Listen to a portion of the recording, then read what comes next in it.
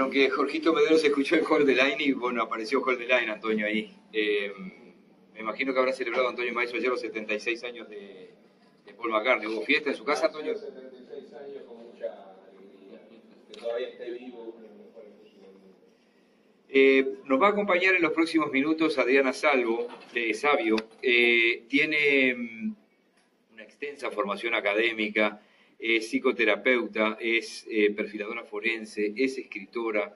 Bienvenida. Muchas gracias. Gracias por la invitación. Un placer como siempre. Se vienen una serie de talleres, de encuentros de formación forense y como hay allí una serie de temas que maneja como especialista Adriana, por ejemplo, la psicología clínica,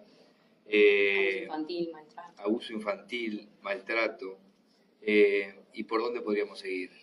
Por muchas cosas. ¿Qué nos está pasando? Dice Graciela. ¿Qué nos está pasando? Graciela Rodríguez tiene una frase siempre acá cuando en estos días tan duros de asesinatos, de robos, de asaltos, de violencia, dice, ¿qué nos está pasando? Yo, si me sale todo bien, tengo para fin de año, que por supuesto van a estar invitados, en la presentación de mi tesis y la temática en la tesis de maestría es menores con infracción con la ley y problemáticas en las vincularidades familiares en el Uruguay. Y justamente en base a lo que ustedes estaban planteando en un principio en el bloque anterior, me parecía sumamente pertinente, porque en realidad el tema de la seguridad y el tema de la criminalidad está de la mano directamente vinculado a claramente el tema de la identidad social y del imaginario sociocultural del país en el que estamos trabajando. Yo he vuelto hace poco de México y de Perú, de unas actividades académicas allá, y estuve en contacto con colegas de la parte criminológica, forense y especializada, y claramente son diríamos, ámbito, un medio completamente diferente, funcionan distinto, a pesar de que hay valores en la parte criminológica y criminalística muy similares y que se comparan mucho con nosotros, lo cual asusta, porque si uno analiza los factores y en cuanto a los porcentajes y números, llama potentemente la atención que nosotros, en comparación y con diferencia de, por supuesto, las proporciones de población, nosotros somos 3 millones y ellos solo en el DF son 15 millones. Tenemos paralelismos importantes y similares cualitativamente en cuanto a lo que tiene que ver con, por ejemplo, valores de feminicidio y valores de violencia en general.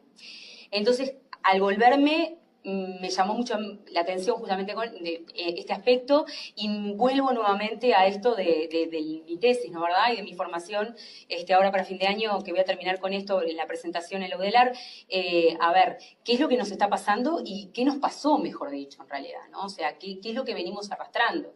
Nosotros hemos sufrido muchos también vacíos de identidad cultural y sociocultural. ¿Cómo es eso? A ver. Que posteriormente a etapas bastante oscuras por las que transitamos, y esto totalmente por fuera del elemento ideológico y o político, ¿no, verdad? Pero totalmente generado por etapas de oscuridad por las que transitamos, nos produjo grandes, diríamos, carencias y agujeros en el punto de vista de lo que es la identidad sociocultural.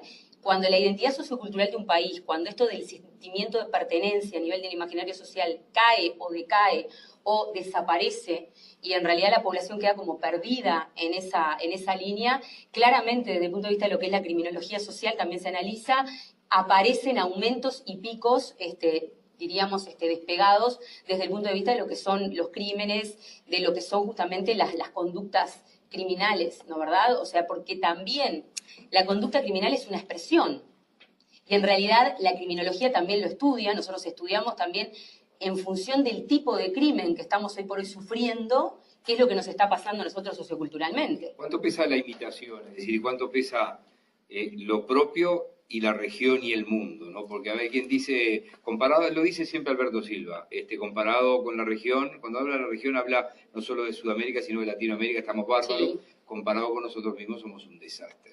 A mí lo que me preocupa es... entonces la imitación de algunos fenómenos cercanos o no tan cercanos? A mí, desde mi punto de vista profesional y técnico, lo que me preocupa es qué nos pasa a nosotros mismos y cuánto pesa en comparación con nosotros mismos. Y después poder pensar en análisis comparativos, diríamos, de otros casos latinoamericanos y posteriormente a nivel internacional. Con nosotros mismos estamos complicados, pero aparte también desde el punto de vista antropológico, vamos a hablarlo así, clínico, el uruguayo es muy autocrítico con sí mismo también y tenemos un elemento que no otras regiones de Latinoamérica lo tienen, que es la nostalgia. Nosotros sufrimos mucho la nostalgia de lo que fue nuestro pasado, de la pérdida de los valores de nuestros abuelos y demás, ¿sí? Que en un nivel está bien, pero también genera que la diferencia por contraste sea terrible. Además, a veces la vara está demasiado alta y no Exacto. debería estar. Porque, Exactamente. Yo no sé si la vida de mi abuela fue mejor que una mujer que ahora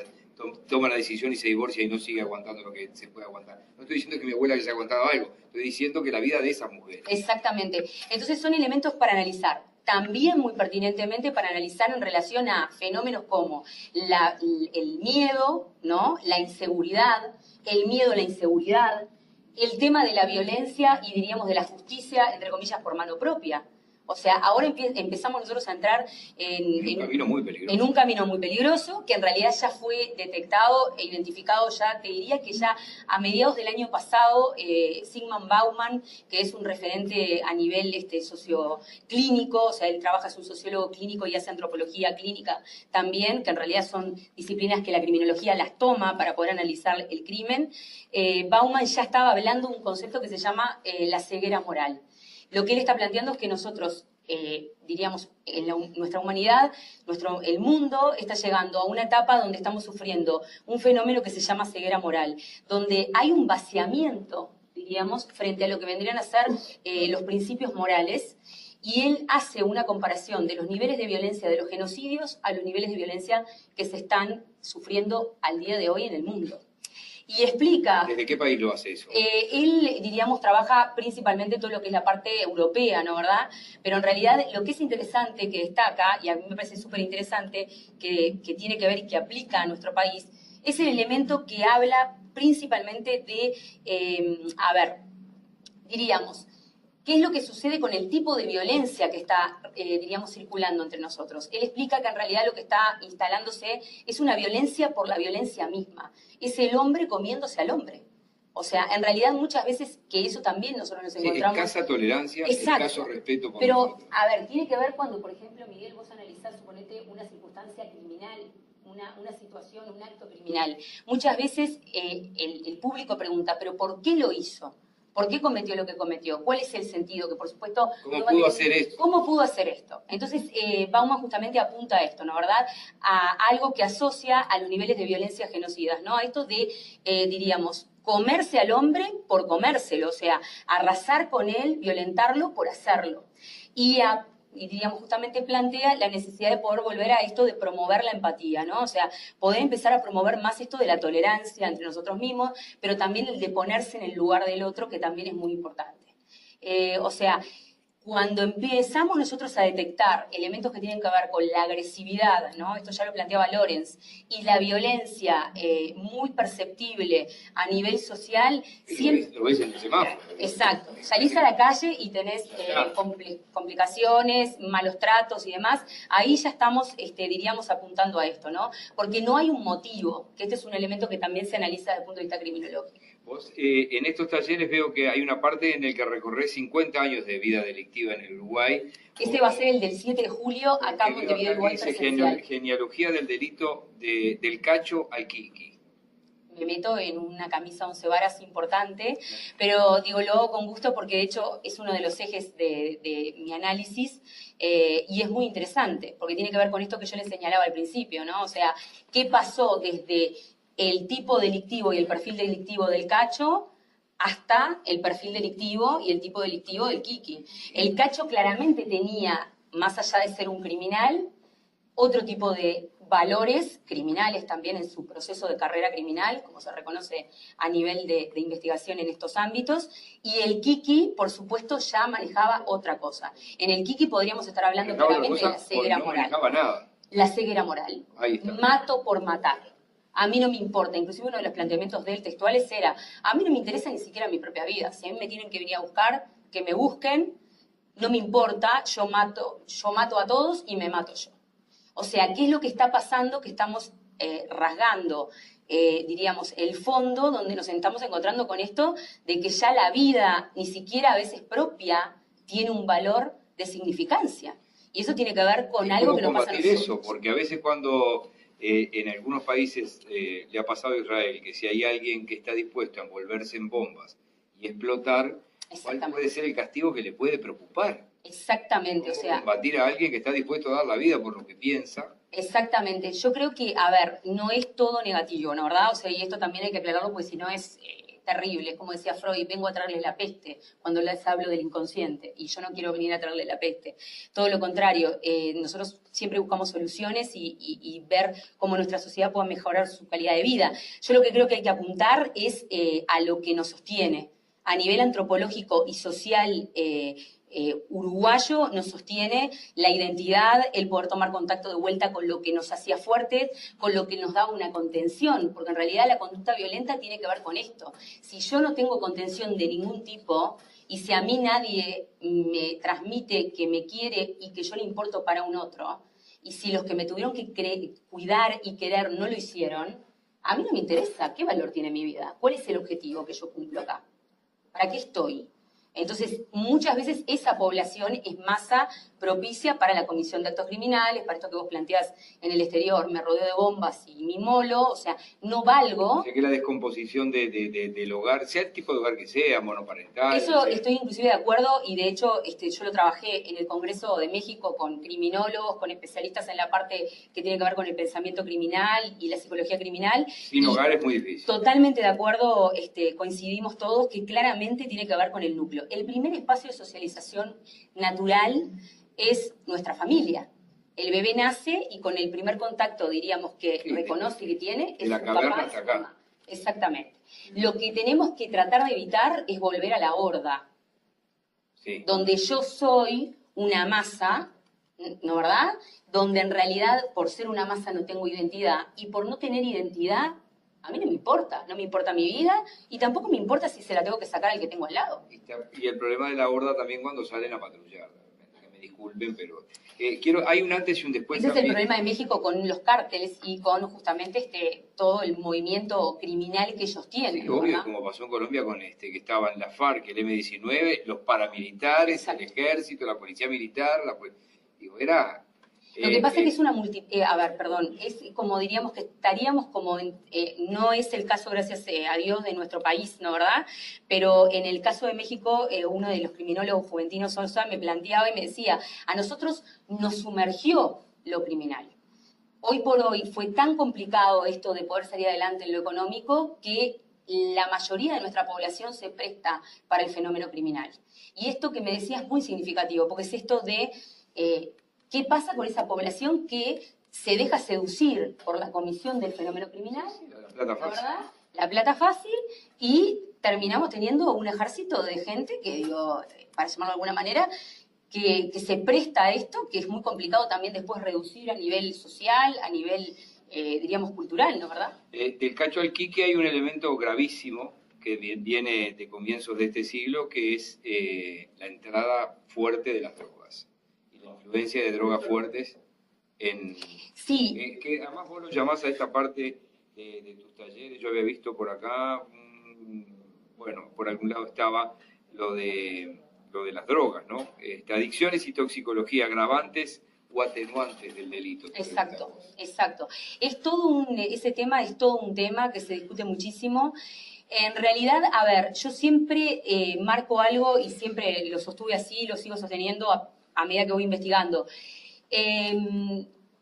No es, a ver, el tema de la adicción es un conducto. O sea, ¿qué quiere decir esto? Muchas veces el tema de la adicción los conduce a instalarse en el terreno criminal de una manera más directa y vincularse con otros contactos porque consumen la sustancia, la tienen que vender, la hacen circular y demás.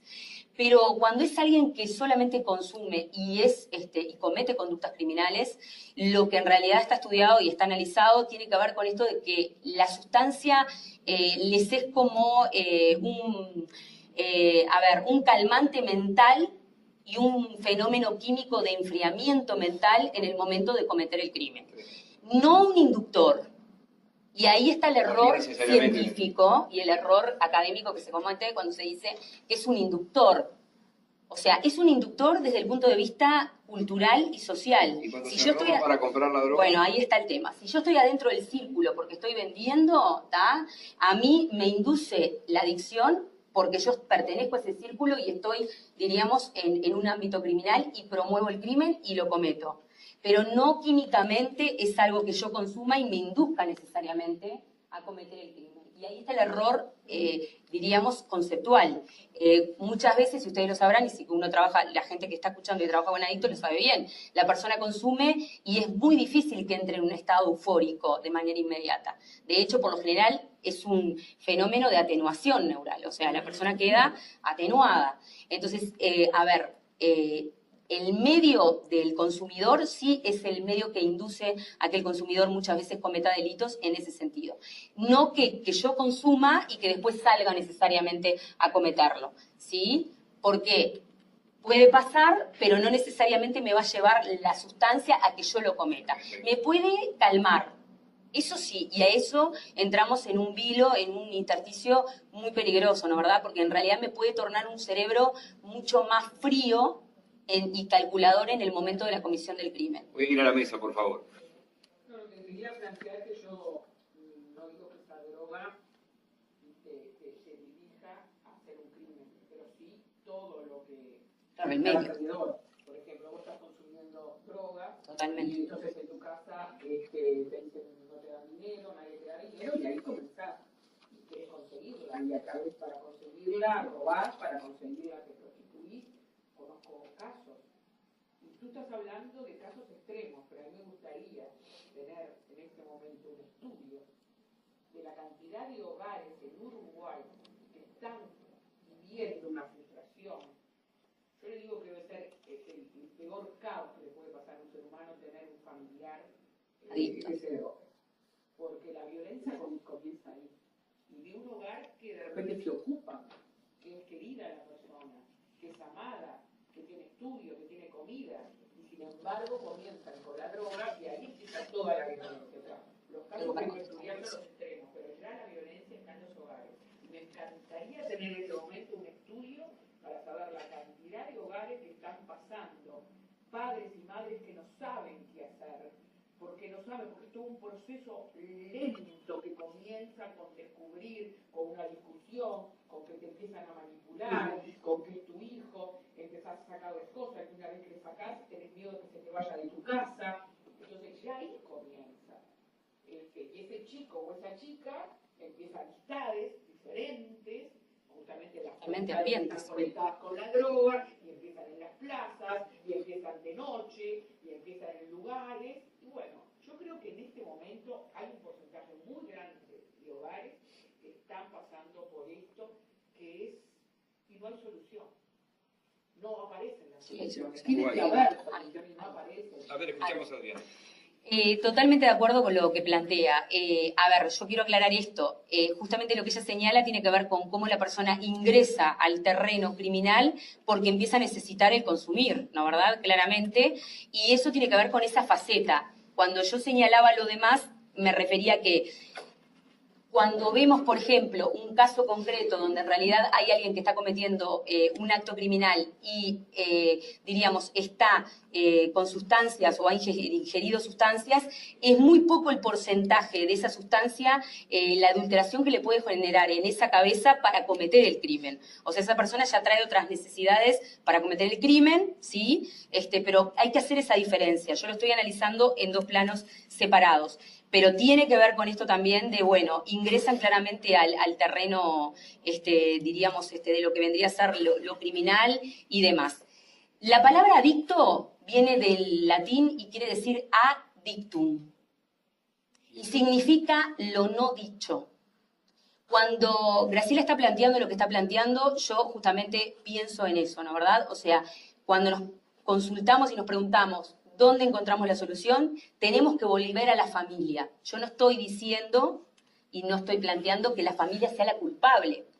Pero esta persona que tiene el problema con la adicción está, diríamos, expresando un síntoma a través de este consumo, en ese núcleo familiar.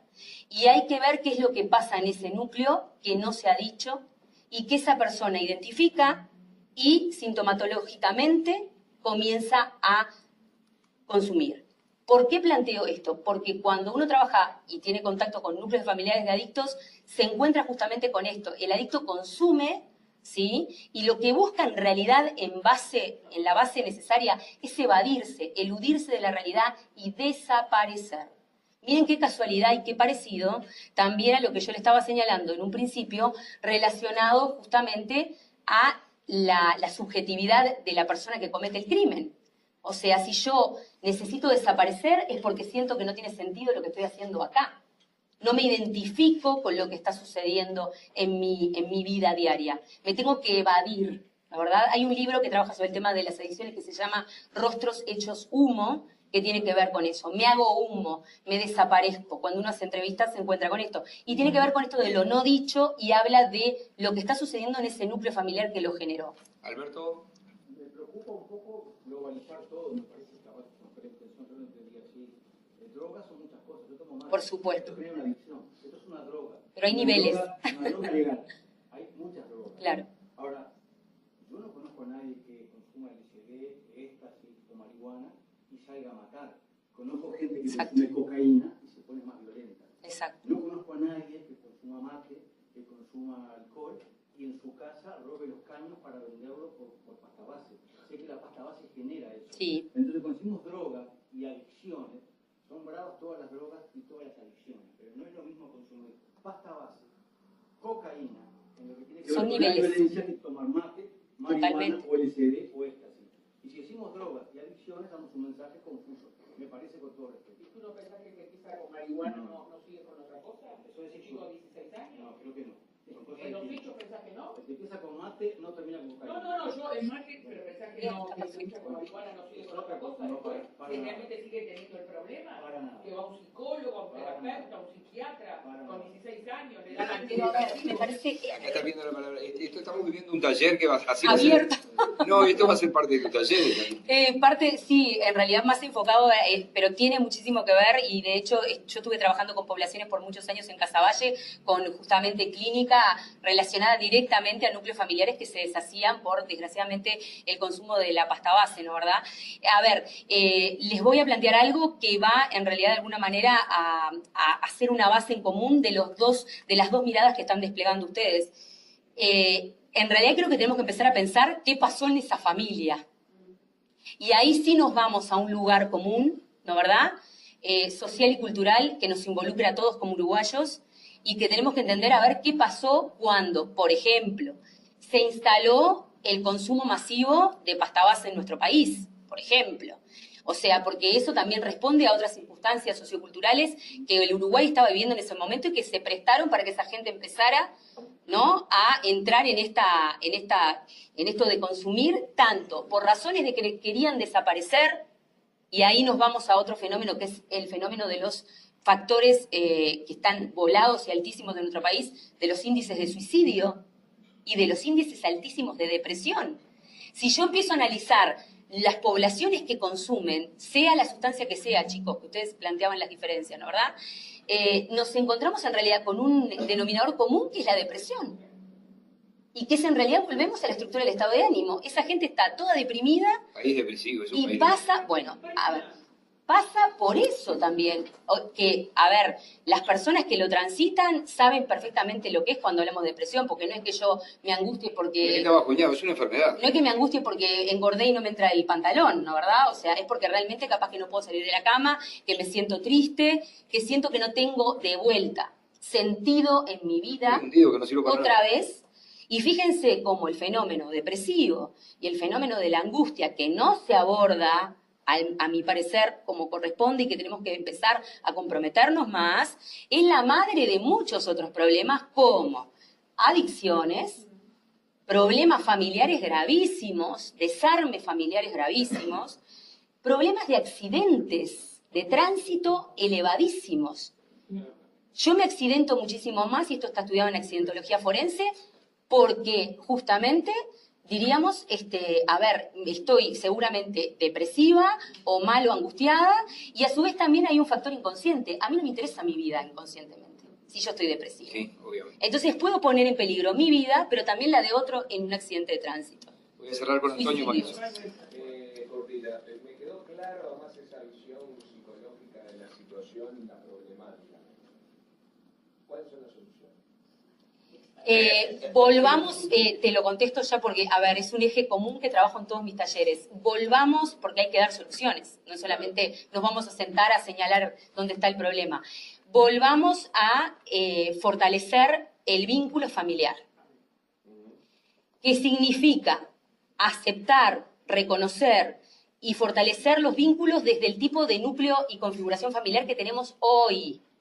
Yo no puedo pretender que como no tengo una familia como la que tenían mis abuelos o mis bisabuelos, eso significa que mi familia y mi tipo de configuración familiar actual no es familia. No. Aceptar lo que hoy nos toca como configuración familiar y volver a ese núcleo, porque ese es el núcleo protector. Ese es el núcleo que nutre en identidad, ¿tá? Que es el elemento que se necesita tener bien instalado en el aparato psíquico para que el sujeto después no se, diríamos, vuelque hacia otras cosas, como por ejemplo las conductas delictivas, las conductas antisociales, la depresión, el aislamiento.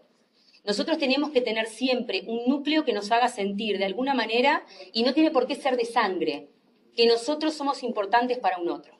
El uruguayo es muy individualista también. Se autoaísla, se queda en la casa, no quiero salir, no quiero hacer esto, y nosotros somos seres gregarios, necesitamos del otro para poder revitalizarnos también psicológica y neurológicamente, ¿no? ¿Verdad? O sea, el ser humano si se queda solo se apaga, somos un dínamo, y ese dínamo nos lo devuelve el núcleo. Si yo no tengo una familia de sangre, el grupo de amigos o el grupo de pertenencia bueno, que me ayude y que me contenga. Y que si un día, por ejemplo, desaparezco, me mande un mensaje y me diga, ¿qué te pasó? Que no te veo hace días, que no te hablo. Eso es rehumanizar. Eso es volver a lo empático. Sí, si vamos hacia atrás, sí. Hemos tenido, al menos en mi generación, muchos cambios por en supuesto. el modelo de familia. Claro que sí. Y no nos enseñaron qué Hay hacer que en hacer. ese cambio, Exacto. ¿verdad? Entonces, por ejemplo, antes había tanta hipocresía, como hablaba anteriormente Miguel, que las mujeres bancaban un montón de cosas y te decían la frase, por mis hijos no me separo. Exacto. Justamente por tus hijos más de una vez que tendrías que haber separado. Claro, porque es Pero beneficioso. se decía eso, pero también para refugiarse la mujer, como un pretexto. Y en un lugar de confort, ¿no? Quedarse más cómodo. A nosotros no nos enseñaron cómo amoldarnos a vivir solo con tu mamá y tu papá en otro hogar, de repente que alguno de los dos se casaran o se noviaran, a tener papá y ¿cómo se llama? Un hogar con el mismo sexo, o sea, los dos papás, las dos mamás. O sea, eso no nos enseñaron. Entonces, ese cambio, se han tapado muchas cosas. Totalmente. Y no se ha hablado. Entonces, como no nos han enseñado, nos tenemos justamente, como decís tú, adaptar a ese modelo de familia. Exacto. Y la que puede ser amigos, como tú dijiste. Totalmente, amigos, grupos de pares, pero sentirnos humanos de vuelta pero en a ese veces sentido. los padres, por divorciarse o por vivir, de repente decirle, mira, tu mamá está enamorada de otra mujer, son culpas. Y esas culpas a veces se tapan con cosas que al niño, al adolescente, no le sirven, que son regalos, cursos, viajes. Yo creo que al contrario, es demostrarle que esa mujer con la otra mujer puede ser tan feliz como el otro modelo de familia. La culpa también desde el punto de vista victimológico es muy delicada, porque la culpa está asociada a un lugar de comodidad muy grande de parte de la víctima. Cuidado con eso. Nosotros también somos socialmente muy culpógenos y nos repetimos, bueno, pero que perdimos esto, perdimos lo otro, por eso me parece muy interesante lo que plantean, ¿dónde están las soluciones, no? Porque digo, yo culpándome y encerrándome en mi casa no soluciona absolutamente nada. Tenemos el poder como sociedad, porque fíjense que somos muy pocos, de poder cambiar esto. Lo que pasa es que nos tenemos que comprometer. ¿Cómo? Desde la calle, desde el lugar común, diríamos, desde el trato entre nosotros. O sea, de volver, digamos, al buen trato. Trabajo, en tu casa. Exacto, porque digo, tiene que ver con un respeto. Si yo respeto al otro, no me respeto tampoco a mí misma. O sea, hay un juego que tiene que ver con Esa eso es de la la humanidad. simpleza de que entra alguien y decir, ¿qué desea? Buenas tardes. ¿Qué quiere? Digo, pero es así o no es Bueno, así? pero detrás diríamos, del maltrato y de la disconformidad y del enojo está la depresión la Obviamente, mayoría de veces. Obviamente. En un Y fíjense minuto, la vinculación que tiene esto con lo criminal. Miren, si ustedes analizan esto en los aspectos criminales de nuestro país, no saben todas las coincidencias y todos los elementos, los puntos de contacto. los puntos de contacto que hay son impresionantes, Sí, pero aparte, diríamos, cuando uno analiza las familias de donde nacen estos muchachos o estas muchachas o la persona que sea, se encuentra siempre con el factor de que en algún momento hubo como un corte terrible con esto de la tristeza y de la depresión. Siempre. Adriana, el primer encuentro de formación forense intensiva va a ser el 7 de julio. El 7 de julio va a ser aquí en el Joguarín, en Carrasco. Es abierto. Había un teléfono por ahí. Si totalmente, 091-434-174. Repetirlo, por favor. 091-434-174. Eso es algo también que tiene que ver con todo lo que estuvimos hablando. Les llama mucho la atención porque yo los atiendo personalmente, se comunican conmigo y bueno, la gente a veces le agradece a uno que uno lo trate bien y en realidad no tendría que ser así. ¿Te das cuenta? ¿No? O sea, es un Y fenómeno. después vas a empezar a salir al interior. En el interior voy a estar el 4 de agosto en Salto, el 10 de agosto en Rocha, el 14 de septiembre en Durazno y, permítanme, Hay una fecha en Tacuarembó también. después en Tacuarembó también estamos el 2 de agosto en Tacuarembó. ¿Y vos tenés alguna fanpage, algún Facebook Sí, o algo? pueden contactarse conmigo por las redes sociales, Facebook, Adriana Sabio Corvino, se pueden contactar, o si no, por el teléfono, por WhatsApp. Quiero aclarar algo. Los encuentros son pensados especialmente de manera, diríamos, intensiva. Es una jornada extensa que es abierta para público en general, pero para profesionales y para técnicos y para gente de la salud, para gente de la educación y demás. O sea, pueden participar todos los que deseen. Pero hay algo que tiene que ver con el costo, que quiero aclarar, que es que están pensados especialmente para que pueda acceder todas las personas que tengan interés y hay promociones especiales. A mí, y diríamos a mi institución, le interesa principalmente el poder ofrecer esto, diríamos, a la sociedad, a la población, y la idea es... Mucho más gente y no... Sí, la idea es esa porque muchas veces también aparece el descreimiento. No, que yo no voy a poder acceder por el tema, bueno, Que me llamen, que consulten, porque en realidad lo que buscamos es eso. En el interior es impresionante la repercusión que está teniendo. En Rocha vamos a hacer el taller que les marqué justamente, que bueno, va a ser presencial también y va a tratar el tema del suicidio y el tema de la depresión. Vamos a estar trabajando con la tristeza y con esos factores justamente y está teniendo muy buena convocatoria. Tacuarembó y Paysandú se están moviendo también y bueno, justamente en Durazno también ahora comenzamos con el tema donde vamos a trabajar viabilidad en el tránsito y vinculaciones de la viabilidad y los análisis que se hacen desde lo forense y el suicidio, ¿no? Porque un datito para terminar, antes que nos echen, el primer valor de causa de muerte en nuestro país son accidentes de tránsito y el segundo es suicidio. O sea que o matamos en un accidente en el tránsito o nos matamos, ¿no, verdad? Sí, sí, no o estamos nos hablando matan, de epidemias inevitables. o nos matan o nos matamos. Y la manera, hay que estudiarlo desde el punto de vista forense y criminológico, la manera en realidad en la que el uruguayo está eligiendo morir, de alguna manera, está hablando muchísimo de qué es lo que nos está sucediendo y tiene muchas respuestas para poder ser contestadas desde esta disciplina. Con razón nos agarramos y nos aferramos tanto al partido de mañana, al partido de ayer, al de próximo. Muy importante promover el fútbol y promover la identidad a través del fútbol. Claro que sí, porque nosotros tenemos un contacto directo con esta selección hermosísima que tenemos, que no me canso de decir que es hermosísima, con el famoso maracanazo. Y el maracanazo es un orgullo del uruguayo. De hecho, cuando fui a México, mis colegas mexicanos me preguntaban directamente, antes de hablar de cualquier otro tema, qué sabía y qué conocía y qué estaba pasando con la selección de nuestro país. O sea que hay que fortalecer eso porque ahí también está la familia. Adriana, un gusto como siempre. Un gusto para mí, como siempre también, un placer y bueno, estamos en contacto. Que pase muy Gracias. bien. Adriana Sabio, ya venimos. Bueno, hablamos del perdón. Me tienen que poner mute. Ay, perdón.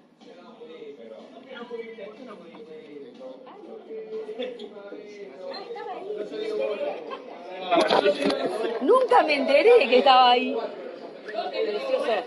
Muchísimas gracias. Para que nos vamos a sacar. No te vayas. Maite. Ay,